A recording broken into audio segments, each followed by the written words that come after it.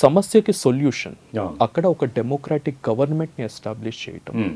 అక్కడ ఒక ప్రాపర్ లా అనేది అక్కడ గౌరవించేటట్టుగా ఒక పరిస్థితుల్ని కల్పించటం, ఓకే. అక్కడ ప్రజలు గ్రాస్ రూట్ లెవెల్స్ నుండి మారితేనే కానీ ఉమ్. ఈ కాన్ఫ్లిక్ట్స్ అనేవి రిసాల్వ్ అవ్వవు. ఓకే. ఎందుకంటే ఎవరు ఒప్పుకున్నా ఎవరు ఒప్పుకోకపోయినా మనం నైబరింగ్ కంట్రీస్, అవును. దాన్ని మనం మార్చలేం. మార్చలేం. సో మారాల్సింది అక్కడి ప్రజలు, ఉమ్. అక్కడ సొసైటీ, వాళ్ళ ఐడియాలజీ, ఉమ్. అది మారితేనే ఈ కాన్ఫ్లిక్ట్స్ అనేవి రిజాల్వ్ అవుతాయి. ఖచ్చితంగా ప్రజాస్వామ్య వ్యవస్థ అనేది ఏర్పాటు జరగాలి అక్కడ. అక్కడ జరగాల్సిందే. ఓకే. ఎందుకంటే అక్కడ వాళ్ళు ఎలక్షన్స్ జరుగుతున్నాయి, గవర్నమెంట్ ఉందని చెప్తున్నా ఉమ్.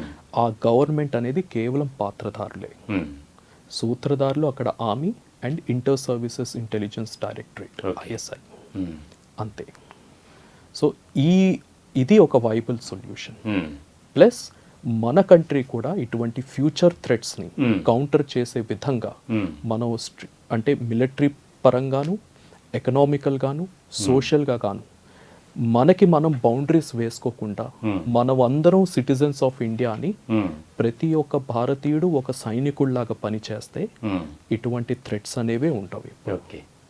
Thank you sir, me valuable time కేటాయించారు మాకు, ఎన్నో విషయాలు చెప్పినందుకు నెంబర్ 1 న్యూస్ తరపున ప్రత్యేకమైన ధన్యవాదాలు.